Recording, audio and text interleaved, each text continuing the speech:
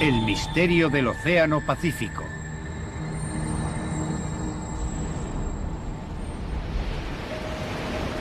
...8 de septiembre de 1980... ...el enorme carguero Derbyshire... ...con 150.000 toneladas de mineral de hierro a bordo... ...se encuentra a 370 kilómetros de la costa este de Okinawa. El Derbyshire es un buque gigantesco... ...que mide más de 3 campos de fútbol de eslora... ...el doble del Titanic... ...y tiene solo 4 años. De proa a popa... ...su diseño es de lo más moderno que existe... Cualquiera se sentiría totalmente a salvo navegando en él. Pero algunos, como el marinero de primera Peter Lambert, no.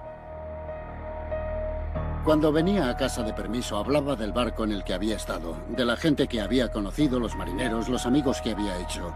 Y siempre nos escribía. Pero este viaje no le gustaba, había algo raro. Mucha gente dijo lo mismo. Aunque a disgusto, Peter se enroló para un viaje más con la idea de ganar dinero suficiente para casarse. Tenía 19 años. Pero su boda nunca se celebraría. El 9 de septiembre, el Derbyshire desaparecería con toda su tripulación.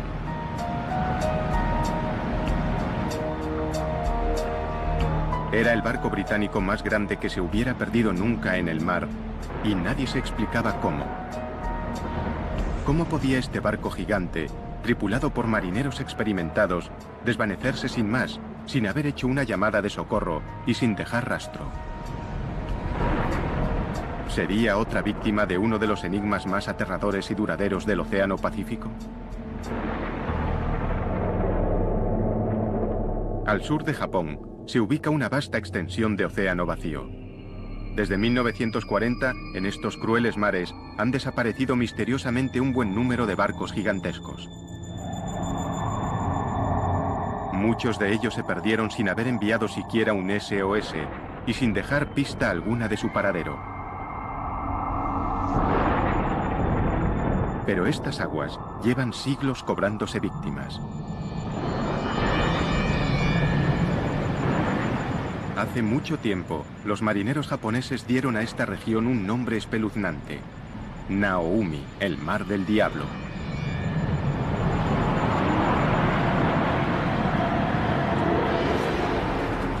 Las leyendas japonesas hablaban de fuerzas desconocidas que vencían a los buques más fuertes, y de grandes monstruos marinos que arrastraban a sus marineros a la muerte.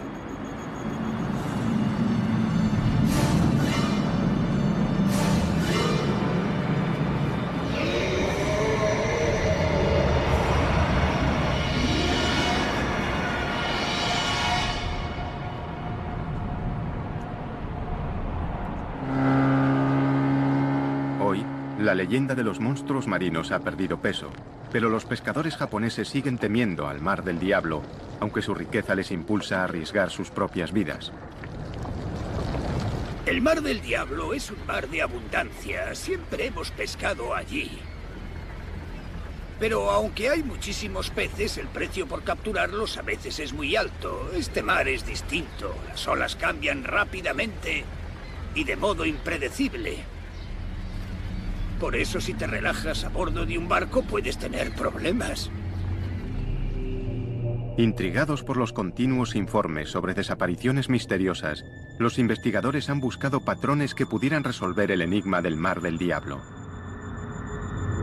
Y algunos dicen que al trasladarlas a un mapa, las recientes desapariciones forman un triángulo de muerte, pero eso es solo el principio. El Triángulo del Mar del Diablo se encuentra en la misma latitud que otro famoso trecho de océano situado al otro lado del mundo, el Triángulo de las Bermudas.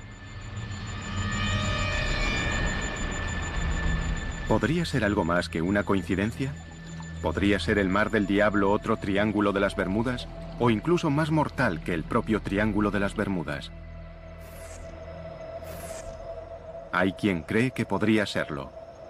El profesor Junichi Yaoi, escritor y experto en fenómenos paranormales, tiene una polémica teoría sobre por qué han desaparecido tantos barcos en el Mar del Diablo. Hay muchas respuestas posibles para estos hechos. Algunos buques se hundieron debido al estado del mar. porque esos incidentes ocurrieron en mares que podrían estar encrespados o a causa de las tormentas. Sin embargo, si hubieran desaparecido sin más, yo diría que podrían haber ido a otra dimensión. Podría haber una entrada a otra dimensión en esta zona. La mayoría de los científicos rechazan las teorías del profesor Yaoi por considerarlas ciencia ficción, pero en el Mar del Diablo siguen desapareciendo barcos.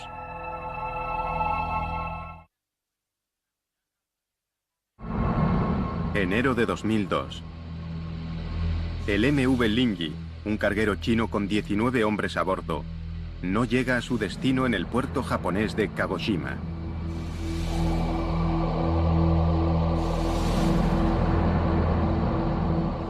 Pasan los meses y las autoridades son incapaces de explicar qué le ha pasado al Linji.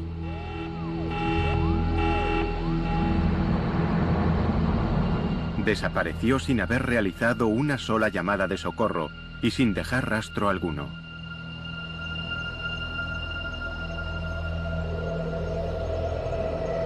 El profesor Yaoi tiene su propia teoría sobre lo que pudo haber ocurrido.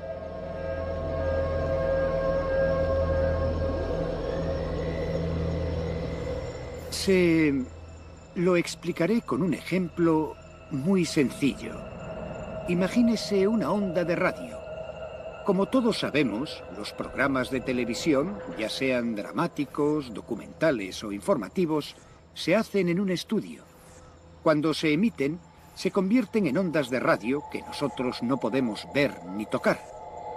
Lo que quiero decir es que quizás la dimensión diferente está aquí, en el lugar en que vivimos, pero nosotros no podemos verla ni tocarla.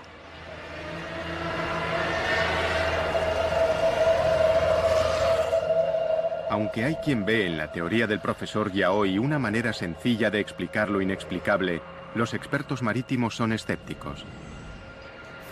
Yo soy escéptico, probablemente muy escéptico ante cosas de este tipo. David Mearns es un buscador de naufragios con un historial impresionante de localización de buques perdidos y una actitud pragmática ante lo paranormal.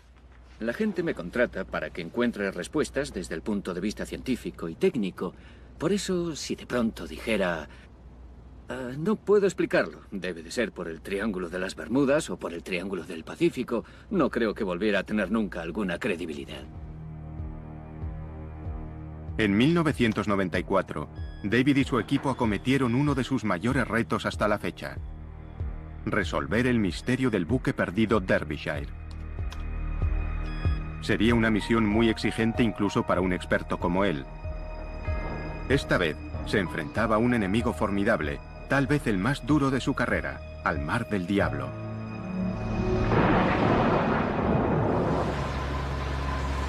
Los miembros del Escuadrón 47 saben lo difícil que es encontrar algo en la monotonía de este océano.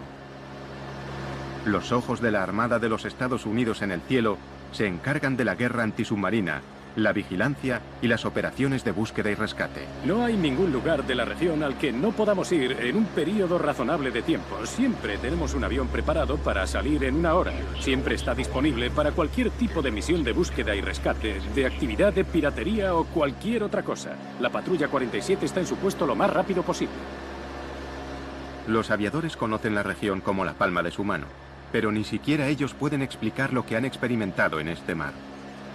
Hay historias, rumores sobre cosas extrañas que les han ocurrido a los aparatos, pero también notamos cosas que a veces no quedan registradas. Por ejemplo, oímos algo que suena raro, volvemos atrás, ponemos la grabación y no está.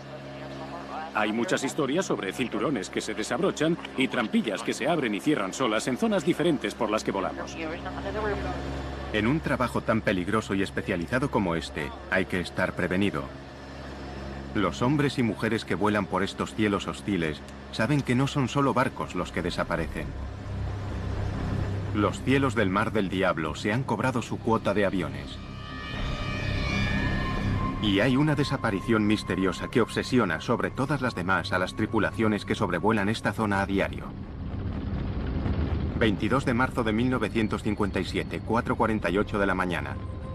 Un avión de transporte Stratofighter C-97 de las Fuerzas Aéreas de los Estados Unidos despega de la isla Wake hacia el Aeropuerto Internacional de Tokio con 67 militares a bordo.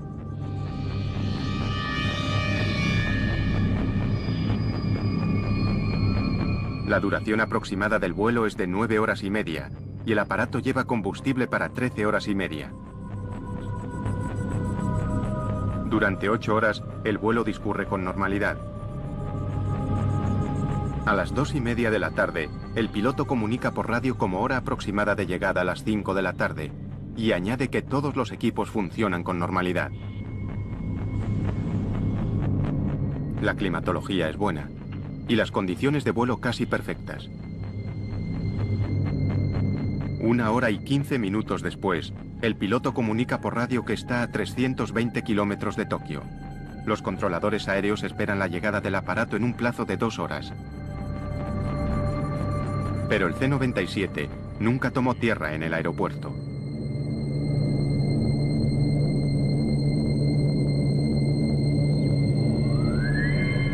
Los equipos de vigilancia y rescate peinaron miles de kilómetros cuadrados de océano, reconstruyendo el recorrido del aparato. No encontraron nada. El gigantesco avión de transporte había desaparecido. Algo dentro o sobre el Mar del Diablo tenía poder suficiente para eliminar al enorme aparato sin dejar rastro.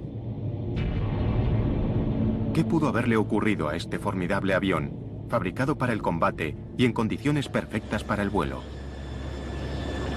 A día de hoy, nadie lo sabe.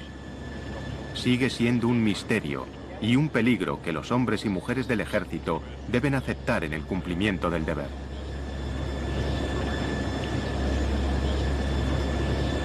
El Mar del Diablo oculta bien sus secretos, pero las expediciones osadas y la investigación innovadora están empezando a producir respuestas sorprendentes a viejas preguntas.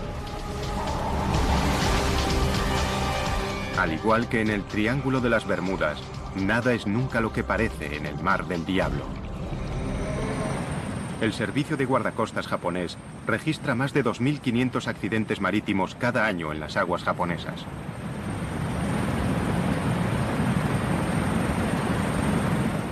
Estas aguas mortales son inmensas e implacables. Las posibilidades de dar con un barco perdido en esta zona hacen que encontrar una aguja en un pajar parezca fácil.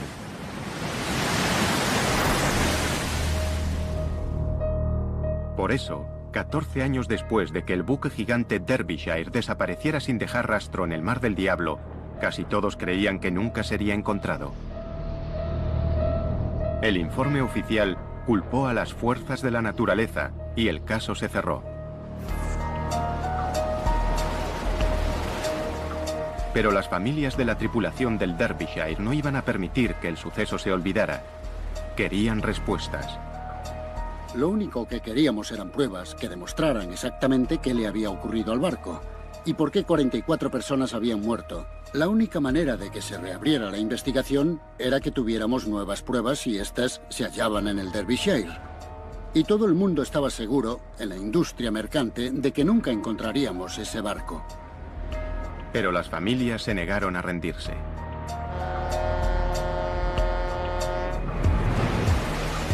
En julio de 1994, una expedición dirigida por David Mears de Oceaneering Technologies ponía rumbo hacia el Mar del Diablo con la esperanza de solucionar el caso. El equipo se apoyaba en una débil pista. En la época del hundimiento del Derbyshire, los aviones de búsqueda y rescate informaron de una mancha de combustible no muy lejos de la última posición conocida del barco. Nadie había utilizado el petróleo como pista inicial para salir a buscar el barco. Había cierta incertidumbre en aquella época sobre lo grande que podía ser el área. ¿Estaría el petróleo directamente sobre el barco o lo habría arrastrado la corriente 15 kilómetros, 100 kilómetros, 150 kilómetros? Nadie lo sabía. Pero mi corazonada era que se trataba de una señal excelente que nos llevaría hasta los restos del Derbyshire. Solo con esta pista, David Mears y su equipo intentarían lograr lo imposible: encontrar el Derbyshire y poner fin al misterio. Una cosa era organizar la búsqueda, pero en este vasto y violento océano, las probabilidades de encontrar el Derbyshire eran mínimas. El lecho del océano está a kilómetros de profundidad, y aunque el Derbyshire estuviera allí abajo, su estado de conservación 14 años después de su desaparición era impredecible. Con casi todo en contra, el equipo de la expedición depositó su fe en un dispositivo moderno, el sonar de barrido lateral. Remolcado por su barco, recorrería el lecho del océano y enviaría imágenes tomadas a 4.000 metros de profundidad.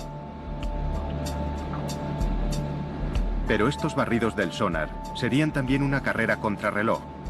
Cada día de búsqueda costaría decenas de miles de euros. El equipo de búsqueda solo tenía dinero para 8 días en el mar. El sonar de barrido lateral remolcable descendió al lecho del Mar del Diablo y comenzó a transmitir imágenes extrañas desde el fondo del océano. Para un profano, no eran más que un revoltijo de formas y sombras, pero a David Mearns algo le llamó la atención. Sí, fíjate en esta altura. Al final de aquella línea empezamos a ver algunas cosas que parecían un poco sospechosas. Y cuando pasamos a la siguiente línea, vimos aún más indicios y finalmente en la tercera línea nos encontramos con algo que era un volumen grande, denso, de material duro, pero no podíamos saber si era una roca o restos del buque. Mira eso. ¿Sería el golpe de suerte que estaban esperando? El equipo sabía que el éxito o el fracaso de la expedición estaban en juego. Todo dependía de lo que consiguieran ver en la segunda pasada del sonar. Cuando nos estábamos acercando justo al punto en el que el sonar remolcable empezaba a captar imágenes, lo perdimos. Así, tal cual. Un cable doble de acero, muy resistente, se rompió. Y allá se fue nuestro sonar remolcable de 600.000 euros por la popa del barco y supimos que estaba perdido. El sonar de barrido lateral remolcable, su máxima oportunidad de éxito, yacía a 4.000 metros de profundidad en el fondo del mar. El tiempo se agotaba. Primer asalto para el Mar del Diablo. Antes de que se pudiera intentar una recuperación, una tormenta amenaza en el horizonte y el equipo debe preparar el barco para el inminente impacto. Son conscientes de lo que el clima puede cambiar aquí. En el recuerdo, una tormenta que devastó la armada más poderosa que haya surcado jamás los mares. Hoy, esa misma armada cuenta con una tecnología impresionante y ha aprendido de las lecciones de la historia.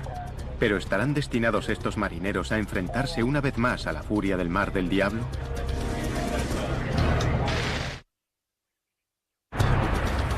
Al final de la Segunda Guerra Mundial, la séptima flota de los Estados Unidos estableció su base en Japón y desde entonces ha dominado el Pacífico.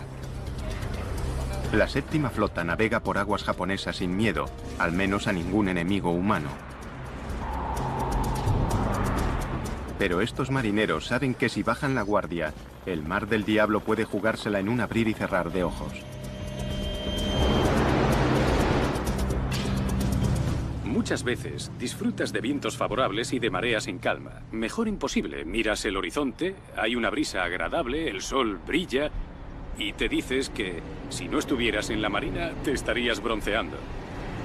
Pero unas horas después, sin más, es como si se desencadenaran 1000 demonios. Así que nunca sabes qué va a pasar. Para sobrevivir en el Mar del Diablo, hay que estar preparados para lo que sea. En esta peligrosa región, lo más importante no son los pilotos de los cazas, sino un puñado de meteorólogos que escudriñan el mar y el cielo en busca de alguna señal de problemas. Estos hombres no contemplan el equivocarse. El más mínimo error podría ponerles en la senda del peligro, y sobre sus buques caería el clima más mortífero que pueda generar el planeta. Parece increíble que estos poderosos buques de guerra, construidos para repeler a los peores enemigos, puedan ser tan vulnerables a los embates de la naturaleza. Pero el Mar del Diablo ya ha demostrado lo que puede hacerles. Es una tragedia que aún atormenta a la Armada. Diciembre de 1944. La Segunda Guerra Mundial ruge en el Pacífico. Los escuadrones suicidas de los kamikazes japoneses son el enemigo más temido. Pero el terror que inspiran está a punto de ser superado. El Destacamento 38, un grupo de buques de combate de la Armada de los Estados Unidos, bombardea las posiciones japonesas en Filipinas, preparando el camino para el desembarco de MacArthur en la playa.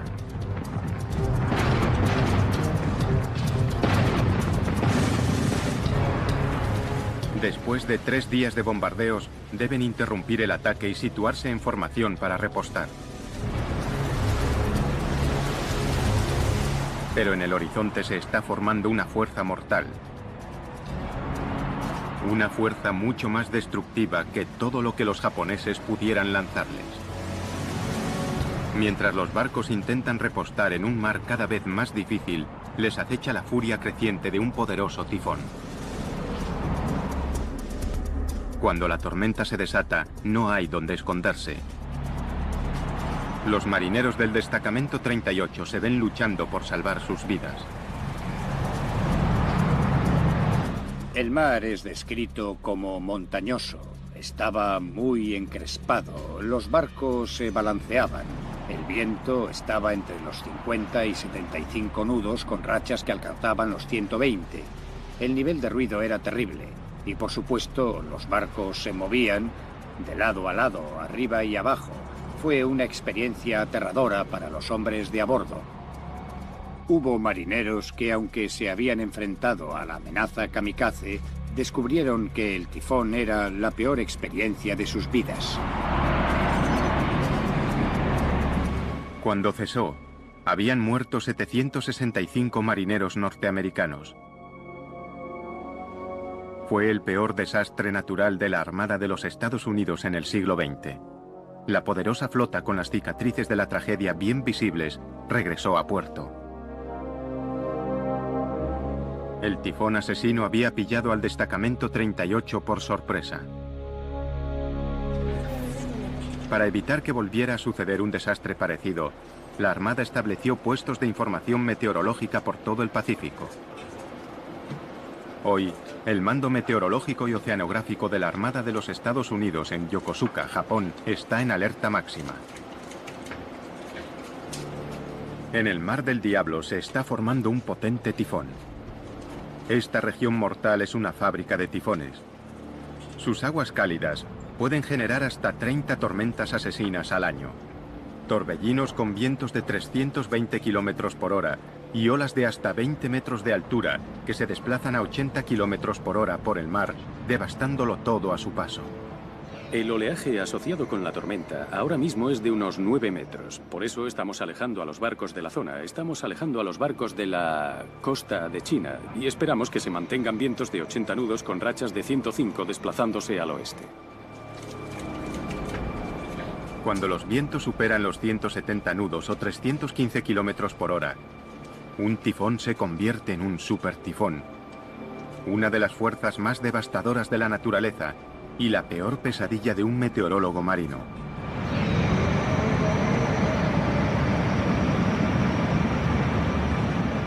En un supertifón puede haber olas que superen bien los 10 metros y mucho mayores de lo que querrías encontrarte con un barco.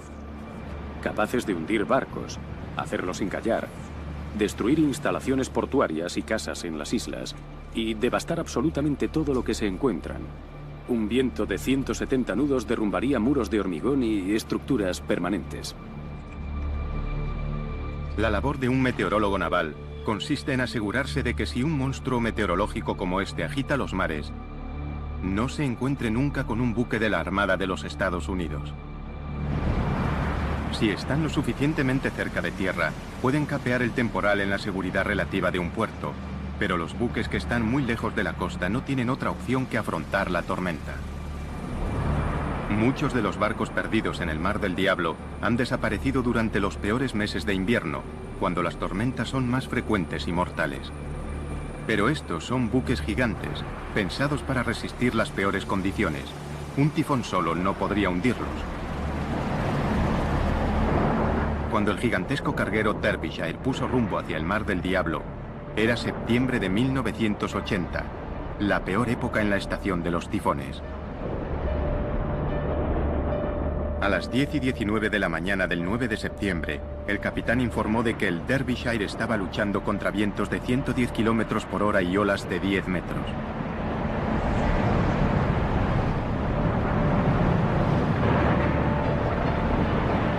Pero el capitán no estaba especialmente preocupado.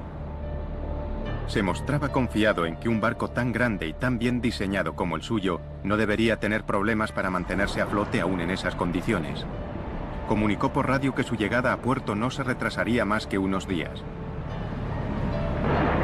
Pero el Derbyshire desapareció sin dejar rastro. ¿Cómo pudo equivocarse tan trágicamente? ¿Estará enterrada la respuesta bajo las olas? Hoy, los investigadores están desvelando los secretos más profundos del Mar del Diablo. El Instituto Japonés de Ciencia y Tecnología Marina envía regularmente un equipo a estas oscuras profundidades. El sumergible Shinkai 6500 es el orgullo de la flota. Fabricado para sumergirse hasta el fondo de los océanos más profundos del mundo. Los científicos marinos pasan largas horas en las tinieblas de las profundidades, explorando un mundo nunca visto a una escala casi increíble. En algunos lugares, las fallas en el lecho del océano caen hasta 12.000 metros por debajo de la superficie del mar. Si la montaña más alta del mundo, el Monte Everest, se alzara desde este abismo, aún estaría más de 2 kilómetros bajo las olas. Los investigadores no han hecho más que rascar la superficie de este mundo submarino. ¿Podría ser esta la última morada de los submarinos de la Segunda Guerra Mundial perdidos por causas desconocidas? ¿Quién sabe qué podrían ocultar estas profundidades sombrías?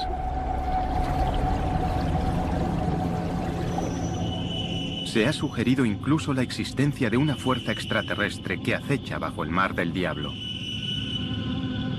El informe de la investigación de un científico ruso fue ampliamente difundido en la prensa paranormal. El 18 de agosto de 1980, el buque soviético Vladimir Boberov regresaba de una misión de rescate en la costa japonesa. El jefe de la expedición, profesor Platonov, declaró que estaba de guardia cuando, de repente, un objeto no identificado salió del mar y rodeó el barco. Según el profesor, era de forma cilíndrica y pasó a toda velocidad emitiendo una luz azul cegadora.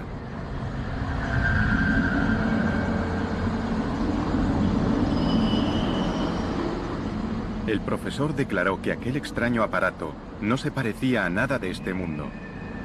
El objeto dio vueltas alrededor del barco durante varios minutos y se volvió a sumergir en el océano tan rápidamente como había aparecido. A lo largo de los años, se habían contado historias similares que habían acrecentado la leyenda del Mar del Diablo. Pero hay otra explicación para los objetos extraños que salen del agua. Los científicos japoneses rechazan la idea de una fuerza extraterrestre submarina. Para ser sincero, casi todos los fenómenos son explicables con los conocimientos de que disponemos, aunque nunca he visto un fenómeno tan extraño. ¿Qué fuerza natural puede enviar objetos hacia una superficie que está a kilómetros de distancia? Una posible respuesta se halla en el abismo occidental del Mar del Diablo, donde el núcleo fundido de la Tierra amenaza con salir a través de la frágil corteza. Sin previo aviso, desde el lecho del océano pueden surgir fuerzas violentas y desaparecer después con igual rapidez, sin dejar ninguna prueba de su furia, excepto tal vez el misterio de un buque desaparecido. En los años 50, el New York Times informó de una desaparición misteriosa que atrajo por primera vez la atención mundial sobre el Mar del Diablo.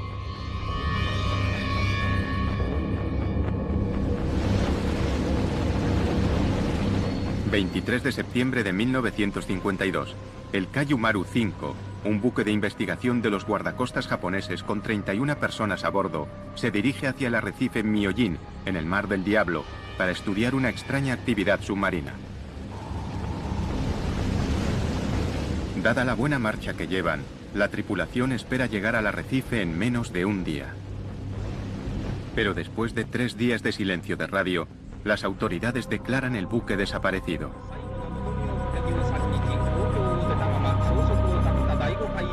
Los buques que se encuentran en la zona acuden a buscar supervivientes. Ningún tripulante del Kaiju Maru aparecería. El misterio crece hasta que, por casualidad, los equipos de búsqueda son testigos de un violento fenómeno natural.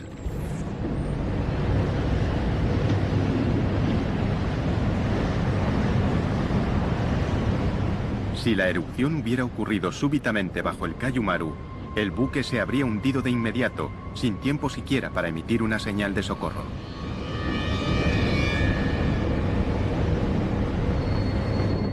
Se encontraron algunos restos de un naufragio, pero ninguno con el nombre del barco, y no hubo supervivientes que contaran lo ocurrido. El destino del Kaiju Maru seguiría siendo un secreto del Mar del Diablo. Los familiares desconsolados se vieron obligados a aceptar que el buque simplemente había desaparecido, y con él sus maridos, hijos y padres. El servicio de guardacostas japonés aconsejó a los buques que evitaran el arrecife Myojin ante el peligro de una erupción submarina. Nacía así una leyenda. Pero las profundidades pueden matar de más de una manera. Cuando un terremoto asola a las ciudades costeras japonesas, sus habitantes corren hacia las colinas. Un terremoto en el lecho marino envía una onda de choque a la superficie. Entonces, se desplaza una masa de agua que se mueve rápidamente a través del océano. Esta fuerza irresistible es el tsunami, la más mortífera de las olas.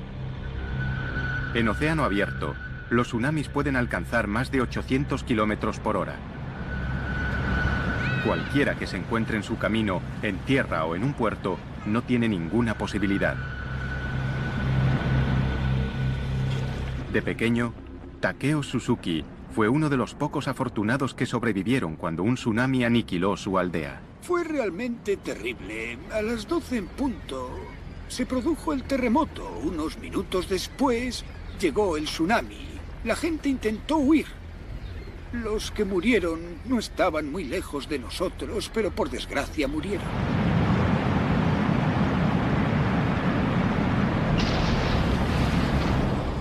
A lo largo de la historia, los tsunamis se han cobrado las vidas de cientos de miles de personas. Hoy, los tsunamis siguen causando estragos en la costa japonesa. Y con demasiada frecuencia, la gente no se da cuenta de la amenaza que suponen hasta que es demasiado tarde. Nadie conoce mejor la impresionante fuerza de un tsunami que Chip McCreary, del Centro de Advertencia de Tsunamis del Pacífico. Un tsunami incluso de 3 metros es muy devastador, porque el nivel del mar se eleva a 3 metros y se queda a esa altura durante 5 minutos, 10 minutos, 15 minutos. Y durante ese periodo de tiempo, llega mucha agua a la orilla y a gran velocidad.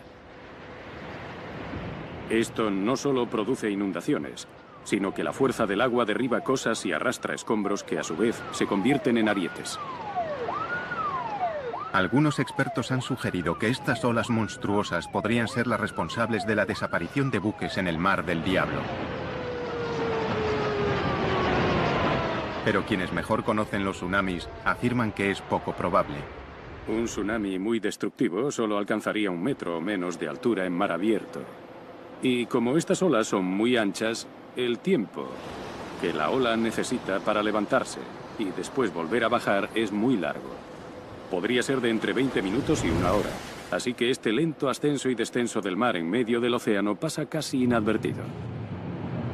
Aunque provocan enormes destrozos en la costa, no se puede culpar a los tsunamis de la desaparición de un barco en el mar. En alta mar, el tiempo se agotaba para la expedición que buscaba al buque perdido Derbyshire. Habían obtenido un escáner prometedor del lecho marino donde presuntamente había desaparecido el barco. Pero antes de tener una identificación positiva, el sonar de barrido lateral remolcable se había perdido, reclamado por el Mar del Diablo. Ahora la tormenta amainaba y la misión podía continuar. Intentarían recuperar el sonar de barrido lateral e identificar el objetivo. ¿Pero estarían preparados para lo que encontrarían a 4.000 metros de profundidad?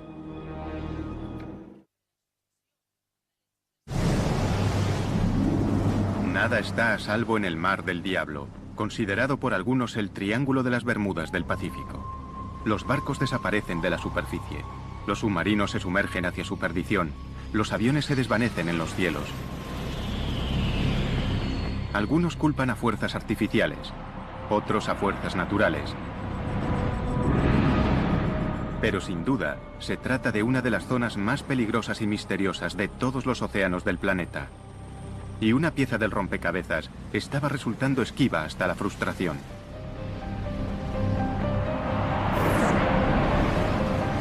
El Mar del Diablo había desbaratado un intento de resolver el misterio del Derbyshire. El equipo de la expedición había perdido su sonar de barrido lateral remolcable justo cuando empezaba a transmitir imágenes de una formación sospechosa en el fondo del océano.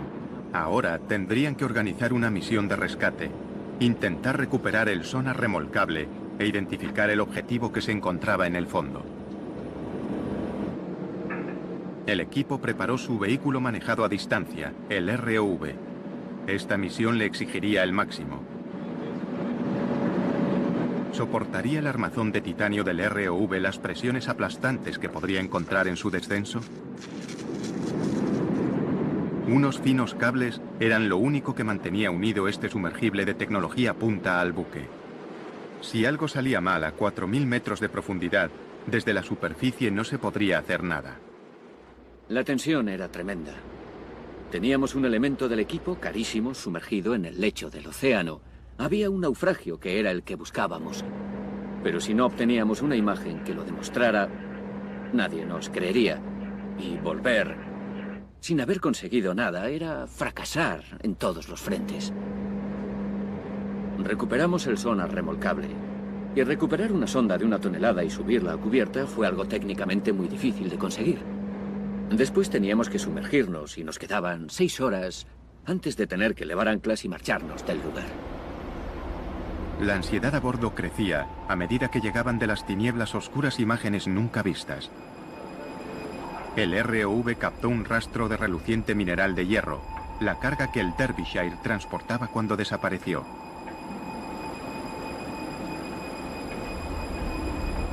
El metal retorcido confirmaba que el objetivo era un naufragio.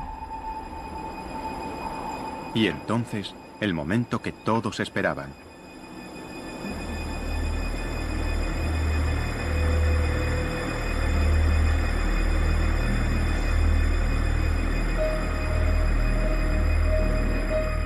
Una prueba, por fin, de que el poderoso barco no había desaparecido sin más, sino que al menos, tras este misterio, había una respuesta. Encontrar los restos de un naufragio es una sensación fantástica. Muchos habían predicho que no lo encontraríamos. Así que el momento en el que empiezas a ver el naufragio, que puedes ver esas imágenes, es una gran sensación.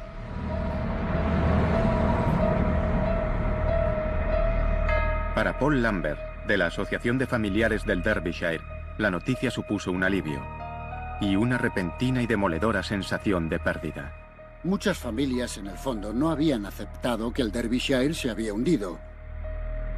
Porque hay un montón de islas desiertas en la zona y algunos familiares creían que sus maridos o sus hijos estarían en una isla desierta. Recordamos a aquellos que perdieron la vida en el mar, navegando en el buque mercante Derbyshire.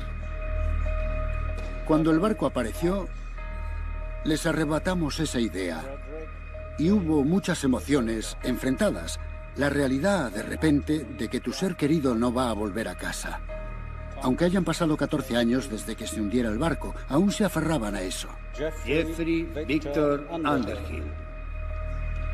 Tras 14 dolorosos años, las familias de los desaparecidos tenían las respuestas que habían estado buscando. Raymond William Taylor. Peter Lambert. Nigel Coates. Contra todos los pronósticos y ante el desconcierto de los críticos, David Mills y su equipo habían conseguido lo imposible. Habían encontrado los restos retorcidos del Derbyshire. Pero la pregunta seguía ahí. ¿Qué acontecimiento catastrófico podía haberlo enviado al fondo del mar? Los hallazgos de la expedición ayudaron a